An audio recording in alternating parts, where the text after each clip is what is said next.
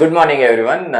ನಾನು ಈ ಒಂದು ವಿಷಯದ ಬಗ್ಗೆ ಸುಮಾರು ದಿನದಿಂದ ಮಾತಾಡ್ಬೇಕು ಅನ್ಕೊಂಡಿದ್ದೆ. ಏನಪ್ಪ ಅಂತಂದ್ರೆ ವಾಕ್ ಮಾಡ್ತಾರಲ್ಲ ಬೆಳಗ್ಗೆ ಎದ್ದು ಪಾರ್ಕಲ್ಲಿನೋ ಫೀಲ್ಡಲ್ಲಿನೋ ಮತ್ತೆ ಎಲ್ಲಿ ಜಾಗ ಇರುತ್ತೆ ಮತ್ತೆ ರೋಡ್ ಸೈಡ್ ಆ ಥರ ಎಲ್ಲ ವಾಕ್ ಮಾಡ್ತಾ ಇರ್ತಾರೆ ಜನ. ನಾನು ರೆಗ್ಯುಲರ್ ಆಗಿ ವಾಕ್ ಮಾಡ್ಲಿಕ್ಕೆ ಹೋಗ್ತೀನಿ, ರನ್ ಮಾಡ್ತೀನಿ, ಬೇರೆ ಎಕ್ಸರ್ಸೈಸ್ಗಳು ರೆಸಿಸ್ಟೆನ್ಸ್ ಟ್ರೈನಿಂಗ್ ಎಕ್ಸರ್ಸೈಸು ಅವೆಲ್ಲ ಮಾಡ್ತಾ ಇರ್ತೀನಿ ರೆಗ್ಯುಲರ್ ಆಗಿ. ವಾರದಲ್ಲಿ ಏನಿಲ್ಲ ಅಂದರೆ ಒಂದು 6 ದಿನ ಅಂತೂ ಮಾಡಲಿಕ್ಕೆ ಪ್ರಯತ್ನ ಮಾಡ್ತೀನಿ ರೆಗ್ಯುಲರ್ ಆಗಿ ನಾನು ಮಾಡ್ತೀನಿ. ನಾನು ಒಂದು ವಿಷಯ ನಾನು ಏನು ಅಬ್ಸರ್ವ್ ಮಾಡಿದ್ದೀನಪ್ಪ ಅಂತಂದರೆ, ಸುಮಾರು ಜನ ನಾನು ನೋಡ್ತಾ ಇರ್ತೀನಿ, ಅವರು ವಾಕ್ ಮಾಡೋದು ಫಸ್ಟ್ ಆಫ್ ಆಲು ನಾವು ಅವರಿಗೆಲ್ಲ ಚಪ್ಪಾಳೆ ತಟ್ಟಬೇಕು. ಯಾಕಂದರೆ ಬೆಳಗ್ಗೆ ಎದ್ದು ಒಬ್ಬರು ವಾಕ್ ಬಂದಿದ್ದಾರೆ ಅಂತಂದರೆ ಅದಕ್ಕೆ ಎಷ್ಟೋ ಒಂದು ಸ್ಯಾಕ್ರಿಫೈಸ್ ಇರ್ತದೆ, ಅದು ಒಂದು ಡಿಸಿಪ್ಲಿನ್ ಬೇಕಾಗುತ್ತೆ ಅದಕ್ಕೆಲ್ಲ. ಯಾಕೆಂದರೆ ನೈಟ್ ನೀವು ಬೇಗ ಮಲಗಬೇಕು, ಬೇಗ ಬೆಳಗ್ಗೆ ಹೇಳಬೇಕು, ಎದ್ದು ರೆಡಿಯಾಗಿ ಒಂದು ವಾಕಿಗೆ ಬರೋದಂದ್ರೆ ಅದು ಅಷ್ಟು ಸುಲಭ ಅಲ್ಲ. ಅದು ತುಂಬ ಇದೇನು ಬಿಡು ಅಂತ ಅನಿಸ್ಬೋದು. ಆ್ಯಕ್ಚುಲಿ ಅದು ರೆಗ್ಯುಲರ್ ಆಗಿ ಮಾಡಿದರೆ ಅದಕ್ಕೆ ಒಂದು ಡಿಸಿಪ್ಲಿನ್ ಬೇಕಾಗುತ್ತೆ. ಸೊ ಅದು ಮಾಡುವವರು ಏನಿದಾರಲ್ಲ ಅವರಿಗೆಲ್ಲ ದೊಡ್ಡ ಚಪ್ಪಾಳೆ. ಮಾಡ್ದೇನೆ ಇರುವಂಥವ್ರು ಏನಿದಾರಲ್ಲ, ಅದು ಒಂದು ಮಾಡಿದ್ರೆ ಆಯ್ತು ಬಿಡು, ನಾಳೆ ಹೋಗೋಣ ನಾಡ್ದು ಹೋಗೋಣ ಅಂತ ಏನು ಸುಮ್ಮನೆ ಮುಂದೆ ಹಾಕ್ತಾ ಇರ್ತಾರಲ್ಲ. ಸೊ ಪ್ರೋಕಾಸ್ಟಿನೇಷನ್ ಅಂತಾರೆ ಅದಕ್ಕೆಲ್ಲ.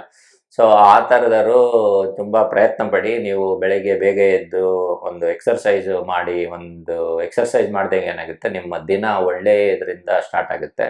ಮನಸ್ಸಲ್ಲಿ ಒಂದು ಲವಲವಿಕೆ ಇರ್ತದೆ. ನೀವು ಮಾಡುವಂಥ ಕೆಲಸಗಳೇನಿರ್ತಾವಲ್ಲ ಆ ದಿನದಲ್ಲಿ ಅವೆಲ್ಲವೂ ಹೆಚ್ಚು ಎನರ್ಜಿಯಿಂದ ಒಂದು ಲವಲವಿಕೆಯಿಂದ ಮಾಡುವಂಥ ಒಂದು ಶಕ್ತಿ ಕೊಡ್ತದೆ. ಬೆಳಗ್ಗೆ ನೀವು ಎಕ್ಸರ್ಸೈಸ್ ಮಾಡಿದರೆ ಪ್ರಯತ್ನ ಪಡಿ, ನಥಿಂಗ್ ಈಸ್ ಇಂಪಾಸಿಬಲ್. ಸೊ ನಾನು ಯಾವ ವಿಷಯದ ಬಗ್ಗೆ ಮಾತಾಡ್ಬೇಕಪ್ಪ ಅಂದ್ಕೊಂಡಿದ್ದೀನಿ ಅಂತಂದರೆ, ಈ ವಾಕ್ ಮಾಡಬೇಕಾದ್ರೆ ಇಟ್ಸ್ ವೆರಿ ಗುಡ್. ವಾಕ್ ಬರ್ತಾರೆ, ಅದು ತುಂಬ ಒಳ್ಳೆಯದು.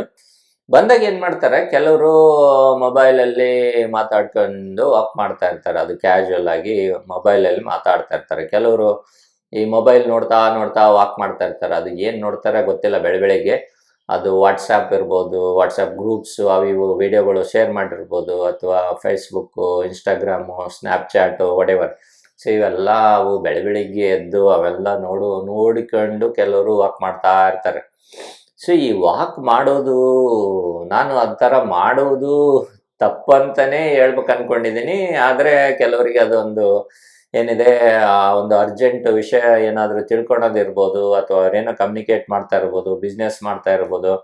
ಆದರೆ ನಾನು ಹೇಳೋದೇನಪ್ಪ ಅಂದರೆ, ಬೆಳಿಗ್ಗೆ ಎದ್ದು ನೀವು ವಾಕ್ ಬಂದಿರೋದು ನಿಮ್ಮ ಹೆಲ್ತಿಗೋಸ್ಕರ.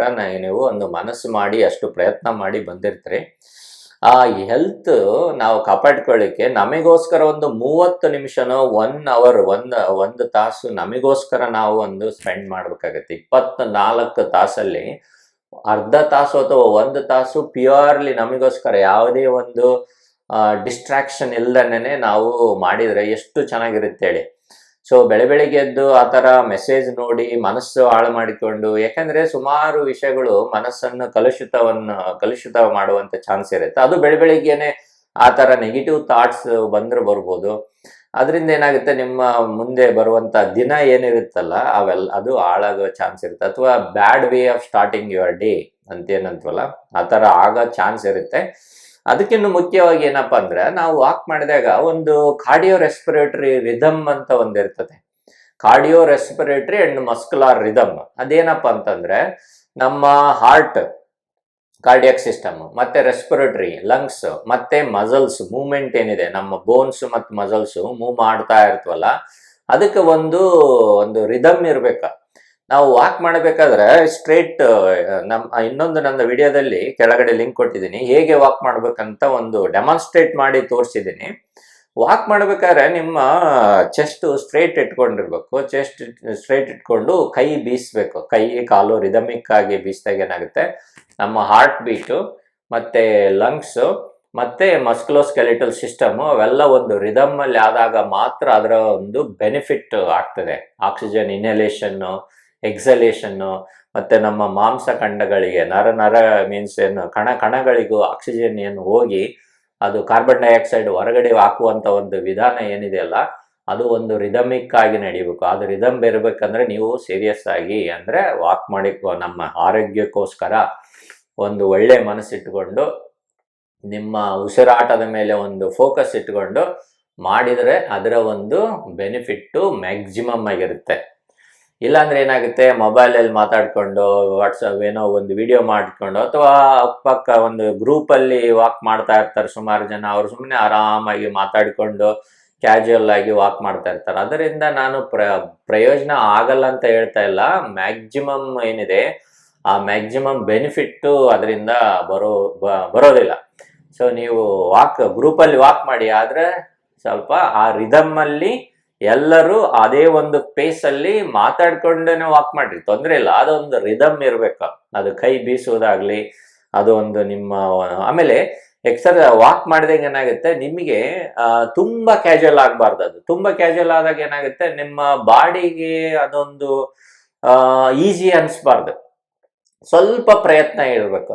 ಅವಾಗ ಏನಾಗುತ್ತೆ, ಬರ್ತಾ ಬರ್ತಾ ನಮ್ಮ ಬಾಡಿ ಹೆಂಗಂದ್ರೆ ಇದು ಫ್ಯಾಂಟಾಸ್ಟಿಕ್ ಮೆಷಿನ್. ಏನಂದ್ರೆ ನೀವು ಕೆಲವು ಒಂದು ವೇಟ್, ಇವತ್ತು ನಾನು ಅರ್ಧ kg ವೇಟ್ ಎತ್ತಿದ್ದೀನಿ ಅಂದ್ರೆ ನಾಳೆ ನಾನು ರೆಗ್ಯುಲರ್ ಆಗಿ ಆ ಒಂದು ಅರ್ಧ kg ವೇಟು ಅಥವಾ 5 kg ವೇಟು ನಾನು ರೆಗ್ಯುಲರ್ ಆಗಿ ಎತ್ತುತ್ತಾ ಇದ್ರೆ ಆ ಬಾಡಿ ಏನಾಗ್ತದೆ, ಇವನು 5 kg ಡೈಲಿ ವೇಟ್ ಎತ್ತಾ ಇದ್ದಾನೆ ಅಂತೇಳಿ ಅದು ನೆಕ್ಸ್ಟ್ 5.5 kg ವೇಟ್ ಎತ್ತಷ್ಟು ಕೆಪಾಸಿಟಿ ಬೆಳೆಸ್ಕೊಳ್ತದೆ. ನೀವು ನೆಕ್ಸ್ಟ್ 5.5 ಎತ್ಬೋದು, ಆಮೇಲೆ 10 ಎತ್ಬೋದು. 10 ಎತ್ತಾ ಇದ್ದಾಗ ಬಾಡಿ ಏನಾಗುತ್ತೆ, ಇನ್ನು 12 ಎತ್ತಲಿಕ್ಕೆ ಕೆಪಾಸಿಟಿ ಮಾಡಿಕೊಳ್ತದೆ. ಅಂದ್ರೆ ಅದಕ್ಕೆ ರೆಸಿಸ್ಟೆನ್ಸ್ ನಾವು ಕೊಟ್ಟಂಗೆಲ್ಲ ಬಾಡಿ ಅತಿ ಶಕ್ತಿಶಾಲಿಯಾಗಿ ಹೊರಹೊಮ್ಮುತ್ತದೆ.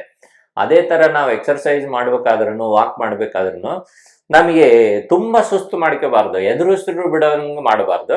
ಆದ್ರೆ ಆ ಕಡೆಗೆ ಹೋಗ್ಬೇಕು ನಾವು. ಅವಾಗ ಏನಾಗುತ್ತೆ, ನಿಮ್ಮ ಬಾಡಿ ಶಕ್ತಿಶಾಲಿಯಾಗಿ ಎವ್ರಿ ಡೇ ಹೊರಹೊಮ್ಮುತ್ತದೆ. ಅದಕ್ಕೆ ಪ್ರಯತ್ನ ಮಾಡ್ಬೇಕು ನಾವು. ಅವಾಗೇ ಒಂದು ಮ್ಯಾಕ್ಸಿಮಮ್ ಆರೋಗ್ಯ ಏನಿದೆ ಅದು ಬೆನಿಫಿಟ್ ವಾಕ್ ಮಾಡೋದ್ರಿಂದನೋ ರನ್ ಮಾಡೋದ್ರಿಂದನೂ ಬರ್ತದೆ. ಅದಕ್ಕೆ ನಾನು ಈ ವಿಡಿಯೋದಲ್ಲಿ ಏನು ಪ್ರಯತ್ನ ಮಾಡ್ತಾ ಇದ್ದೀನಿ ಹೇಳಲಿಕ್ಕೆ ಪ್ರಯತ್ನ ಮಾಡ್ತಾ ಇದ್ದೀನಿ ಅಂದ್ರೆ, ನೀವು ವಾಕ್ ಮಾಡ್ಬೇಕಾದ್ರೆ ಅದಕ್ಕೋಸ್ಕರ ವಾಕ್ ಮಾಡಿ. ನೀವು ಮೊಬೈಲಲ್ಲಿ ಮಾತಾಡಿಕೊಂಡು ವಾಟ್ಸಪ್ ವಿಡಿಯೋಗಳು ಅಥವಾ ಯಾವುದೋ ಒಂದು ವಿಡಿಯೋಗಳು ನೋಡಿಕೊಂಡು ಅಥವಾ ಕ್ಯಾಶುಯಲ್ ಆಗಿ ಅದು ಒಂದು ಸ್ಟ್ಯಾನ್ಸ್ ಇಲ್ದನೇ ವಾಕ್ ಮಾಡೋದ್ರಿಂದ ಅಷ್ಟು ಪ್ರಯೋಜನ ಆಗೋದಿಲ್ಲ. ಸೊ ನೀವು ಹೇಗೆ ವಾಕ್ ಮಾಡಬೇಕಂತ ಒಂದು ವಿಡಿಯೋ ಇದೆ ಲಿಂಕಲ್ಲಿ, ಅದನ್ನು ನೋಡಿ ನಾನು ಡೆಮಾನ್ಸ್ಟ್ರೇಟ್ ಮಾಡಿದ್ದೀನಿ ವಾಕ್ ಮಾಡೋದು ಹೇಗೆ ಅಂತ. ಅದನ್ನು ನೀವು ಒಂದು ಪ್ರಯತ್ನ ಪಡಿ. ಯಾವುದಕ್ಕೂ ಒಂದು ಒಳ್ಳೆಯ ಪ್ರಯತ್ನ ನಮ್ಮ ಆರೋಗ್ಯಕ್ಕೆ ತುಂಬ ಅನುಕೂಲ ಆಗಿರ್ತದೆ. ಸೊ ನಿಮಗೋಸ್ಕರ ನೀವು ಒಂದು ಒಳ್ಳೆಯದನ್ನು ಮಾಡ್ಕೊಂಡಾಗ್ತದೆ. ಆದರೆ ಏನು ದುಡ್ಡು ಕೊಡ್ಬೇಕಂತ ಏನಿಲ್ಲ. ಇದು ನೀವು ಆಲ್ರೆಡಿ ಮಾಡ್ತಾ ಇರ್ತೀರಿ, ಚೂರು ಒಂದು ಮಾಡಿಫಿಕೇಶನ್ ಮಾಡಿಕೊಂಡು ಮಾಡಿದರೆ ಅನುಕೂಲ ಆಗುತ್ತೆ. ಸೊ ಇದು ಹೇಗೆ ನಾವು ಆ ಒಂದು ಸೋಷಿಯಲ್ ಮೀಡಿಯಾ ಆಗಿರ್ಬೋದು, ಮೊಬೈಲ್ ಒಂದು ಕಾಟ ಏನಿದೆ ಅದರಿಂದ ಹೇಗೆ ಹೊರಗಡೆ ಬಂದು ಒಳ್ಳೆ ವಾಕ್ ಮಾಡುವಂಗೆ ಅನುಕೂಲ ಮಾಡ್ಕೋಬೋದು ಅನ್ನೋದ್ರ ಒಂದು ವಿಡಿಯೋ. ನಾನೊಂದು ಅಬ್ಸರ್ವ್ ಮಾಡಿದ್ದೆ ಅಷ್ಟೇ, ನಾನು ವಾಕ್ ಮಾಡ್ಬೇಕಾದ್ರೆ ಜನ ಹೇಗೆ ಮಾಡ್ತಾರಂತ. ಸೊ ಅದನ್ನು ಒಂಚೂರು ಹೇಳೋಣ ಅಂತಿದ್ದೆ. ಸೊ ನಿಮ್ಮ ಅಭಿಪ್ರಾಯಗಳೇನು, ನೀವು ಹೇಗೆ ಮಾಡ್ತೀರಿ, ಏನು ಮಾಡ್ಬೋದು ಅಂತೆಲ್ಲ ಏನಾದರೂ ಇದ್ದರೆ ಒಂದು ಕಮೆಂಟ್ಸಲ್ಲಿ ಹಾಕಿ.